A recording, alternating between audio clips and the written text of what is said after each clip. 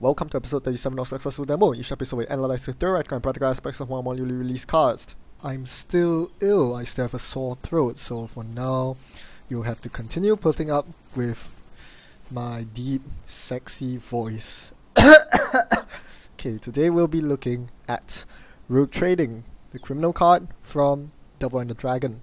This card has a 0 install cost and says place 18 credits on it. So immediately we think, well, Temujin got banned, but Criminal receives another powerful economy card. Unfortunately, this is no Temujin. Let's do a comparison of them, not by the number of credits you place on the card, but by the payoff per click. Temujin gives you 4 credits for a click, assuming that there is an uniced server, of course.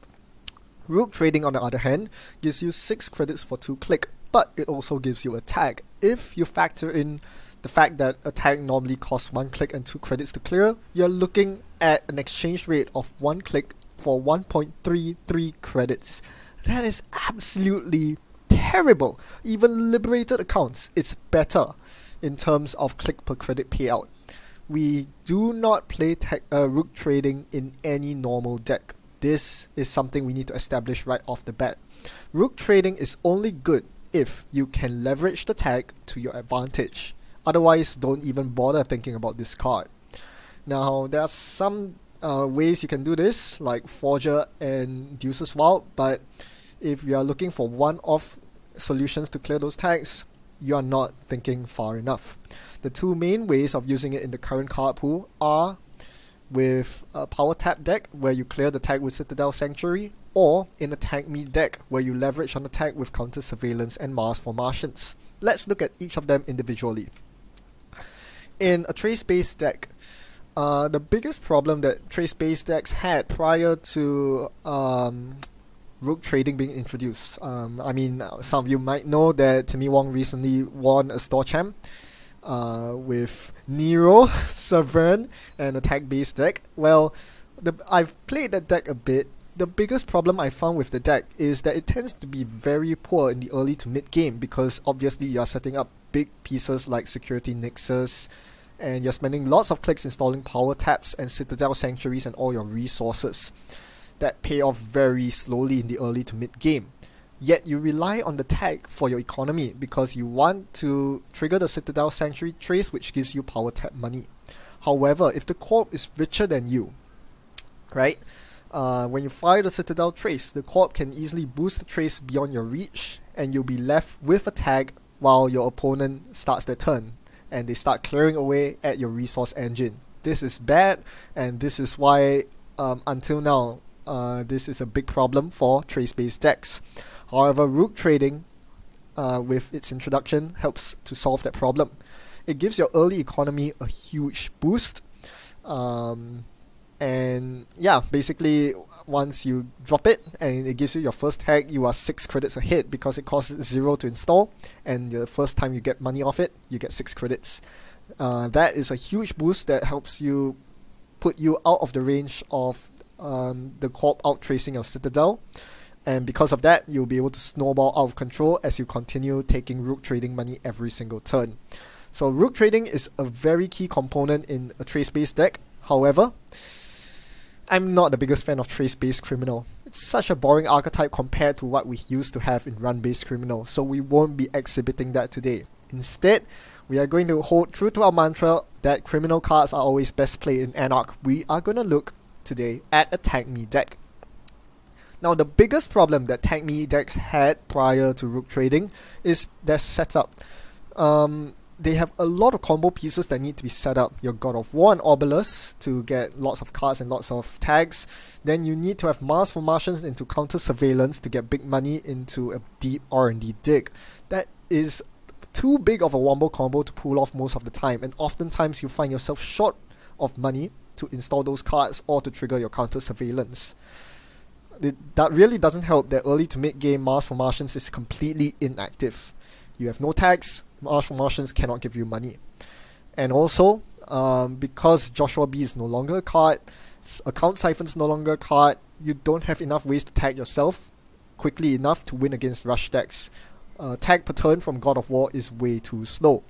Rook trading solves all of those problems. It gives you the early money to drop your Obelisk and God of War right off the bat. It accelerates your self-tagging because each rook trading potentially gives you up to 3 tags.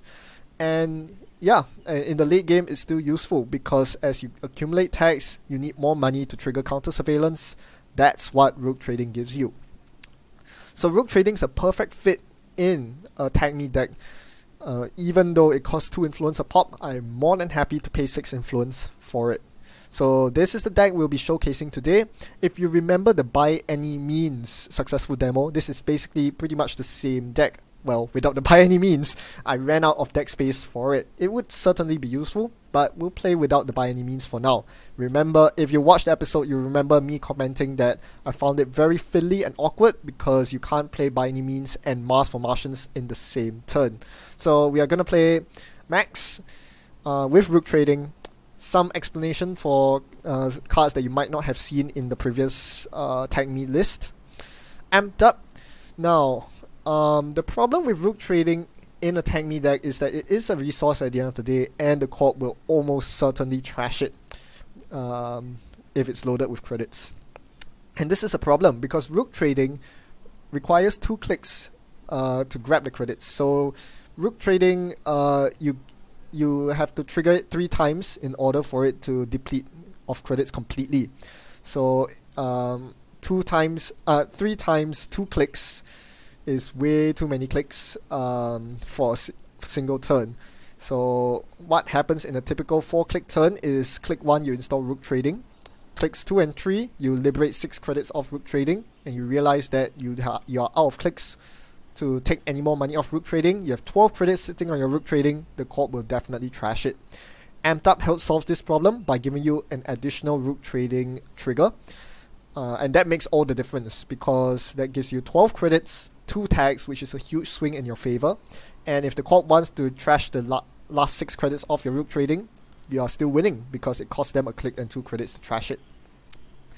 So Amped Up makes a lot of difference between in getting maximum efficiency out of your rook trading, and this is why we are running 2 copies of it. It really is in there only for the rook trading trigger. Because getting a single trigger of rook trading just isn't enough. We also have Wireless Net Pavilion to help in this regard, making it that much more expensive and a lot less appealing for the corp to trash your rook trading. Now, as for making an entrance, in my test hands, I've done a lot of sample hands on Netrunner DB. I found that the biggest problem with this deck, going back to what I said, is getting the money, early money, to install God of War and Obelisk. You really don't want to be clicking for credits in this deck, and there are very few economy cards pre-tag me. So yeah, your early setup is highly dependent on whether you find rook trading early on. It is so important that I aggressively mount for it, and if I don't get it, well, hopefully I have a making an entrance in hand where I can easily zip through my deck, look at the top 6 cards, draw the rook trading, and get started. If rook trading isn't there, I'll just mill all 6 cards and continue drawing off the top of my deck. It is that important to find rook trading early, and making an entrance helps us get there faster.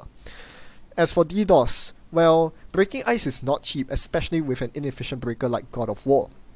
Not to mention that nowadays there are lots of ice out there that we just don't have a good solution for, especially multi-sub ice and high-strength ice like Resistor. Scorpios is also a problem because we'll usually mill a lot of our breakers, so DDoS helps us get past ice against the likes of Scorpios and rush decks that try to rush against us very early on. So instead of breaking ice, why not just waltz through them for 3 credits per turn? DDoS seems like a good way to do that. We run 3 copies of it. So yeah, that's the Max deck. In general, I think you may also have noticed that it is underspending influence. Here's the thing, I've spent more than 15 minutes browsing through all the 1 to 2 influence cards on Netrunner DB twice through, and I just couldn't find any good cards that would justify a deck slot in these 45 cards. Like, seriously, there's no point in spending influence when there really isn't a better option than what you have right now. You don't spend influence for the sake of it. So we are just going to play a 13 influence deck, And well, you notice that we are running a slim 45 card deck. Again, I can't stress how important it is to see rook trading early on. The best you can do to you know, help in that regard is to play a 45 card deck that reliably mulls for rook trading. Today we are going to be exhibiting a matchup, a very interesting matchup in that sense, because we are going to be playing a tag me runner versus a tag based corporation in CTM. Also, it's going to be piloted by a very good player in Spags, so this is going to be one for the ages. I'm very excited for this match, and I hope you are too.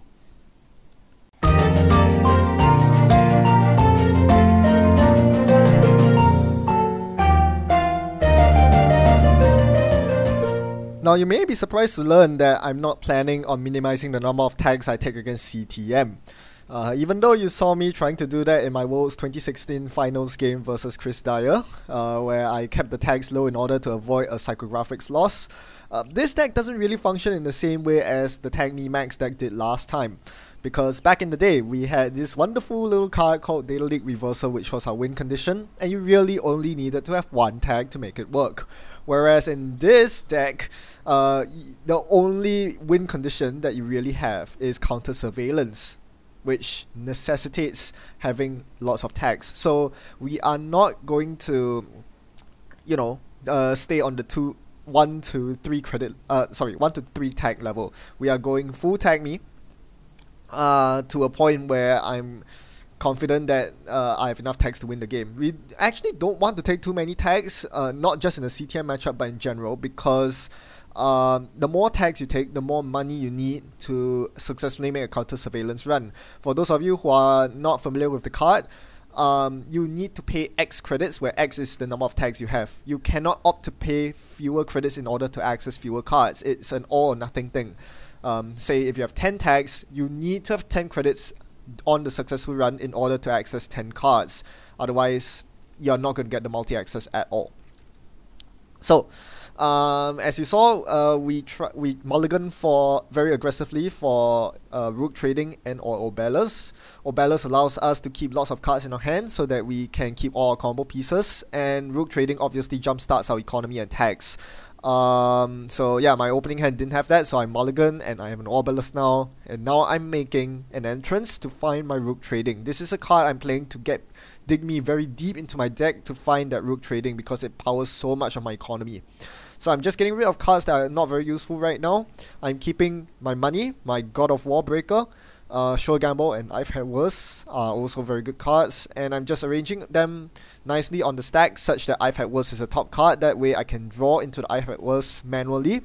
However, since I have Obelisk installed, I might as well get some efficiency out of it. Instead of manually drawing the I've Had Worse, I'm going to make a HQ run to get a single access, which activates Obelisk to draw me the I've Had Worse. Then I play the I've Had Worse to draw the 3 cards that I put on the stack with making an entrance, and on my last click, the rook trading hits the table. Notice I'm not tagged, so my opponent cannot trash my rook trading.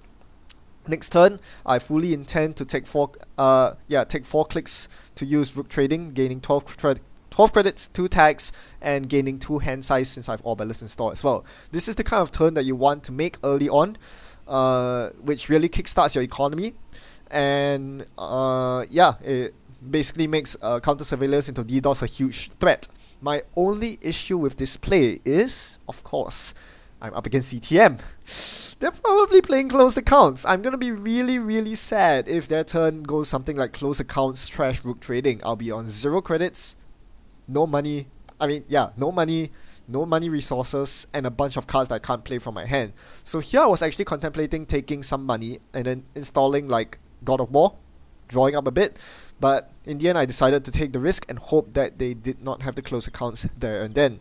After all, without Sensi Actors Union, the chances of them drawing to 1 are a lot lower. Thankfully, my opponent did not have a close accounts at that time, so I survived for now, and now it's time to spend the money that I've just acquired. It's still a bit too early to go on a counter surveillance run right now. With 2 tags, I can only threaten a 2-card access. I need to get the God of War down, chalk up some more tags to make counter surveillance worth it. With my newfound economy, I decided to contest my opponent's remote, thinking that they might be sneaking a Bill in their remote, but turns out it's a CBG on an MVT. So I'm gonna pay a lot of credits to get rid of that of those cards, putting me down on 12 credits. Ugh. Not really what I want to see, but at least I have a Show Gamble in my hand to kickstart my economy if need be. I'm also going to trash the Rashida while I'm at it, and then take more money off the rook trading because my opponent did not bother trashing it. So here, I'm actually accumulating tags even without the need of God of War. I'm just leveraging on my opponent firing the ID ability. Some might argue that my opponent shouldn't have even bothered firing the ID, because it fuels my win condition more than it fuels theirs. You know, their exchange of information and close accounts are already live, but for me, I need a few more tags to get the counter surveillance going. So this is where I'm going to counter surveil them. The question is R&D or HQ. Either way, I'm going to see 4 cards. I went with HQ here. Given that my opponent wasn't installing lots of assets, and they weren't really playing any close accounts or installing ice, I gathered that the hand must be full of agendas. So I'm going to see 2 agendas indeed. Unfortunately, one of them goes to my opponent. It's the nasty kitty cat. Very annoying, and that spells very bad news for me. The 2 agendas I did not want to see. All my opponent needs to do now is to play exchange of information, and they'll be up 3 points to 1 without having to do a single thing, without having to advance a single card. I'm doing all their dirty work for them. That's really annoying. Now, arguably the most important thing about the HQ run was giving me the card draw from Obelisk. I was able to draw into more combo pieces and slap my God of War down. So now, instead of using DDoS to get through servers, I can use Dean Lister into God of War, and I also have a Mars for Martians in my hand. So, opening up a lot more options. That's how this deck, you know, snowballs out of control. You get the early multi-access, which draws you cards, which gives you more tools to get more multi-access later on. Okay, so my opponent finally starts building a remote and an ice and something inside the remote. And yeah, right now I'm just trying to deduce what could be in the remote. I've swept my opponent's hand after all, so not hard to imagine that my opponent would slip something that they just top deck off R&D. I'm gonna try to check it here with a Dean Lister installed. Turns out it's a toll booth that's guarding that remote. Well, we've got to pay the price. So yeah, I'm gonna Dean List into the remote. If I don't use the Dean Lister here, it'll probably be trashed by my opponent anyway. So I get in, steal the 15 minutes. It's not exactly what I came looking for. That's a pathetic agenda if I've ever seen one. So yeah, not too happy about what is fetched there. You know, if it was denying a Rashida, wouldn't be too bad. If it was stealing a build, that would have been amazing. Instead, all I get is a 15 minutes that's shuffled right back into R&D. So now my hand is clogged down with a lot of useless cards, a lot of breakers that I'm not going to use, and that is really annoying. So the only thing I can really do here is to just keep drawing, but right now I'm looking at my bin, wondering what's left in my deck, and wondering whether I should be levying at this point in time. The problem with playing levy here is that I'm going to be left very poor. So I'm going to draw to try to find myself some money, and I do get it in the form of the rook trading. I'm looking at the amped up that I also just drew. Well, that's a combo. Maybe I can play them both this turn. But that wouldn't give me enough clicks to take 2 ticks off the rook trading. So why not just hold it off for one more turn? Seems very tempting to play right now, especially given that I'm so poor. I would definitely like to get my credit level up so I can levy and charge again at my opponent's centrals, but it certainly would be better to hold it off. My only problem is that the longer I drag out this game, the more opportunities I'll give my opponent to draw into their tag punishment cards, when that wouldn't end well for me, would it? So I'm gonna discard a bunch of the breakers, and they do reveal the Rashida behind the toll booth that I was not able to contest with no extra Dean Listers.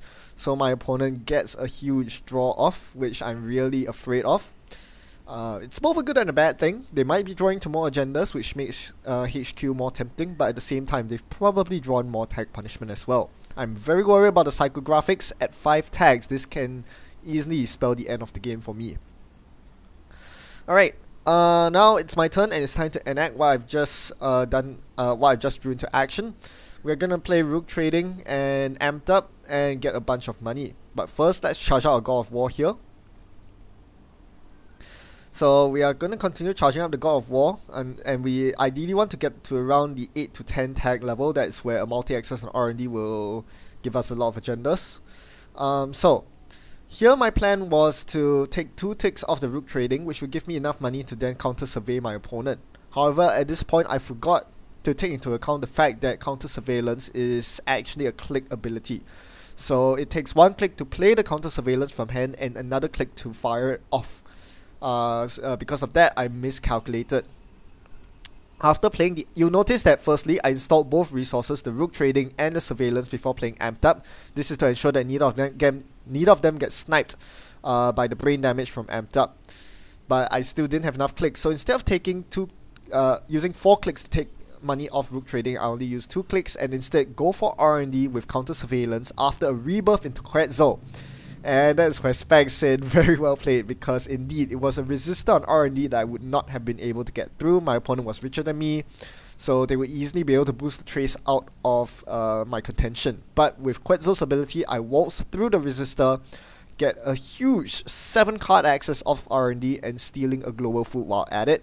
Drawing 7 cards, but that's irrelevant, my stack is mostly empty by that point. So Spags retaliated by chopping off my money, which makes me really sad because I really needed that money. Now that I'm going to levy, I'm going to be down to 0 credits if I play the levy here, but I don't have a choice. I'm going to play the levy here and hope that levy draws me into Mars for Martians, which can jumpstart my economy. Or maybe a rook trading with amped up that I can play later on. But at this point, there's really not many options for me left in the tank, so the levy's going to happen. The question is, what do I do after that? I see a counter surveillance, which is how I'm going to win the game. But without a Mars for Martians for economy, that's just not an option. So I was forced to play the inject there, and to my horror, I did not see the Mars for Martians that I needed. Now I'm starting to panic. This is a big problem. If I don't find my Mars for Martians in time, my opponent will inevitably score out. I saw an exchange of information off the top of R&D as well on the last counter surveillance run, so I knew that they would be up lots of agenda points, and I'm on a ticking time bomb here. If I don't get my counter surveillance combo off in time, my opponent's just gonna win off exchanges and psychographics. Or, you know, just score a casual build behind a Toll Wolf. Yeah, that was good play from Spags right there, identifying that I just simply did not have a scoring window to contest the remote. They went to score a regular build, putting them on 3 points to 4, but that's a lie because I knew that an exchange of information was coming up. So once they swap over the QPM for my food, they would be up 5 agenda points, which means they're on match point, and I'm only on 3 agenda points, so I have a long way to go. This is definitely not looking in my favor, and I'm really not happy with how the game is turning out. I'm definitely languishing here, as my opponent puts yet another item in the toll booth remote, forcing me to wonder whether I should contest it. Now, I draw my amped up, but just a bit too late, because my opponent has already trashed my rook trading. You can see the downside of rook trading coming in play there. If you draw it without amped up, you're only getting 1 tick off it before your opponent trashes it. But I draw another rook trading, so maybe I have another chance. Tough to say though, because the game could end any time from now. All my opponent needs to do is draw a psychographics build or something similar. So here I make the very questionable play of installing rook trading and playing amped up in order just to get 1 tick off the rook trading. I guess my hope here was that this would slow down my opponent. If they are trashing the rook trading, that's a turn they're not spending advancing their agendas. So basically I'm just trying to keep my opponent busy by distracting them and making them clear my board while I slowly dig for my Mars for Martians. The rook trading is slowly sustaining my economy, but what I really need to see is that Mars for Martians in order for me to stand a chance of popping that counter surveillance for lots of accesses. Now Spags made a really nice play here. They iced up R&D, knowing that I'm on 10 credits and 9 tags, which means that I can easily pop counter surveillance here without a Mars for Martians and go to town on R&D, probably winning the game. Instead, now I need to play a DDoS in order to get into R&D, right? So I can bypass the first ice. Well, not bypass. Make it such that my opponent cannot res the first ice, and then pop my Quetzal ability on the inner resistor to get big access. But DDoS is expensive. If I play DDoS here, I'm going to go down to 7 credits with 9 tags, so I can't actually get counter surveillance off. Now, this wouldn't be a problem if I have Mars for Martians in my hand. My turn would be Mars for Martians, install counter surveillance, install DDoS, play counter surveillance. But without a way to get lots of money in one click, my next best option is to take money off rook trading, which is a lot worse. Rook trading's extra click cost is costing me the ability to get into R&D this turn, because the turn would go clicks 1 and 2, take rook trading money, click 3, install counter surveillance, click 4, install DDoS, click 5, run R&D. Except I don't have a click 5. I just used my amped up last turn to get a rook trading in play. So I have no more amped up left, no way to get into R&D. So if I want to get into R&D this turn, and I'm very desperate for that, because if they top deck practically anything, they will probably win. Any psychographics or exchange of information, okay, maybe not exchange, but psychographics or maybe one of the other builds, that would be game ending, and they have a daily business show to filter through the deck. So I desperately wanted to end the game right there and then, and I figured the best chance of me for doing so was to forego the DDoS and hope that the outer ice was something that I could easily break with God of War. Unfortunately, my opponent has installed an IP block on R&D, making it very challenging for me to get through. I did a lot of maxing here, even though I clicked for 6 credits off rook trading that turn. I found that there was no way to get through the server with at least 11 credits. That's the number of tags I have right now. IP block is dishing out a lot of tags. So I could either break it with God of War or Paperclip, both of which would cost me at least 7 credits to do. It's very expensive to pump up God of War to strength 4, and I needed to break the last subroutine on IP block. If I use Kretzo's ability to break IP block, I would then have to face the trace on resistor, and my opponent could easily put it out of reach of me. All they had to do was spend all their money, and guess what? If I beat the trace, I won't have the 11 credits needed to access 11 cards. So the only thing I could do there was to end the run on the IP block using Quetzal's ability to break the first subroutine on IP block, because at this point I can't take any more tags. Oddly enough, because of my abysmal draw, I haven't been drawing my Mask for Martians, so taking extra tags is extra bad. As my opponent scores their 6th agenda point in the 15 minutes on the remote, and then putting something new in the remote. Now, if this new card in the remote is Quantum Predictive Model, which there's a very high chance of it being, I mean, my opponent has drawn through most of the deck, and there are still 2 kitty cats unaccounted for. If that's a quantum model, I'm gonna lose either way. With no way to steal quantum models once I'm tagged, that was my opponent's agenda. They only needed 1 turn to win, which means I need to win this turn. However, there's a salient point in here in that my opponent did not contest my board last turn after I failed the R&D run. I had a spare counter surveillance in my hand, so all I needed to do was to do the exact same thing I did last turn. Take some rook trading money, drop the surveillance, run R&D with it. This time, the deal breaker was that I actually had the 7 credit margin I needed to install Paperclip and break IP block fully. This way, I was able to get through R&D with barely enough credits to spare. At 12 tags, I had 13 credits entering R&D, 2 fewer credits, and I would not have made it through.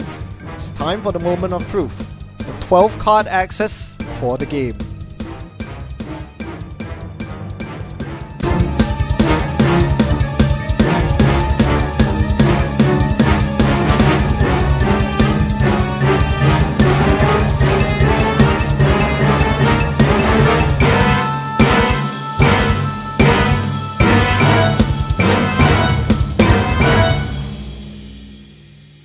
Well, that was a whiff if I've ever saw one. Indeed, Spag closes it out with the winning QPM in the remote. Even though that seemed like an unlucky series of accesses, in reality, my chances were not that high to begin with. You will note that my opponent was actually on 6 agenda points, so if I stole a QPM at any point during the run, the game would immediately be over. My opponent would have won on agenda points before I get to steal the 2 agendas I needed to win. Now, this wasn't a factor this game, oddly enough, because of the way my opponent drew their agendas. There was 1 QPM in the score area, 1 in the remote that they were going to score for the win, and 1 more was floating around in HQ or archives. So there were actually none in R&D. So that threat was out. But still, I was fishing for 2 in 2 agendas. So that was still a pretty tough ask from me, even despite the 12 card access. They had 20 or so cards in R&D. I could only access 2/3 of them. So having to see both of the remaining agendas that I could access was a pretty tough sell. Nonetheless, this game was pretty fun, and it came down to a nail-biting multi-access at the end. And rook trading really helped me throughout this game, even though it was really awkward trying to fit it in during combo turns, which is arguably more of a gameplay mistake on my end than a problem with the card itself. I kept trying to gain money from rook trading during turns where I was attempting to make runs, which is not a good idea. So the problem with this max deck is that unlike DLR max back then, where you had wireless net pavilions and fall guys to keep your resources safe, in this particular max deck, I don't have the deck slots for those resource defending cards, which means that all the resources that I need to make runs with, counter surveillance, your DDoS, your Dean Lister, all these need to be installed on the same turn that I'm intending to run. So leaving me with very few clicks for the rest of the turn to do anything else. So trying to shoehorn getting economy in the same turn as making runs is just not going to work. I need to alternate between money making turns, drawing turns, and running turns, and I didn't do that very well this game. If I want to make money during my running turns, I should be using Mars for Martian on click 1 instead, as it only costs 1 click and gives me 3 remaining clicks to do other stuff. Or ideally, have an amped up in hand, which would definitely help as well. Some of you might be wondering, rook trading being trashable. Isn't that a big problem? You're not getting full mileage out of it, and indeed, I think you saw a lot of rook tradings this game went in the bin as Spags decided to trash them. However, that wasn't always the case. You'll note that my final rook trading, the one where I played at the end, was stay on the board forever. Spags just did not have the time, the resources to trash it. Too busy trying to score the 15 minutes and then QPM through the remote, and that takes a lot of clicks. In the meantime, I was busy taking my rook trading money, and that enabled me to get enough money to fire off the final counter surveillance, even though I failed with my first counter surveillance, and that was huge given my awful draw. I did not draw any Mars for Martians towards the end, which I needed to give me the equal number of credits as my tags to make the counter surveillance run. However, having that one rook trading made up for it, I was still able to make that final deep dig towards the end. So yeah, rook trading definitely pulling through as the 4th, 5th, and 6th copy of Mars for Martians in the event I don't draw it. It also synergizes very nicely with Amped Up. You'll notice that I was using that combo fairly often this game.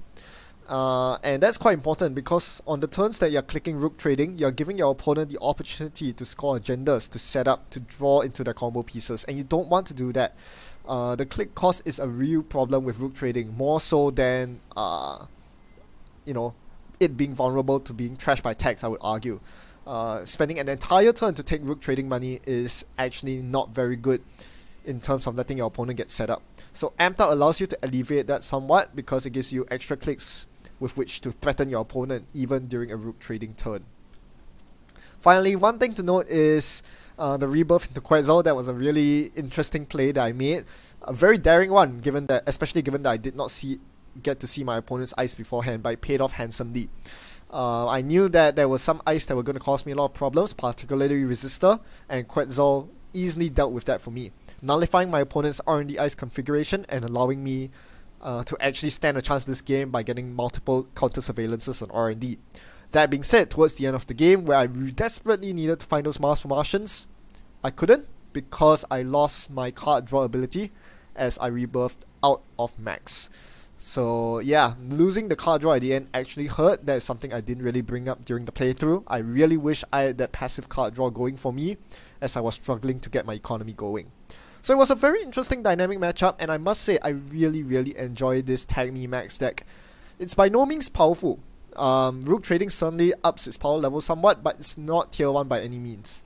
That being said, all I care about is a fun deck, and this was definitely fun, and I hope you enjoyed this showcase of a fun dynamic matchup. Tag me versus tag you, that is something that keeps both players on their toes, as my opponent was worried about deep digs throughout the entire game, while I was worried about that big psychographics that never actually came out in the end. So yeah, thanks for watching and happy night running. Hope you enjoyed it. See you next time. Goodbye.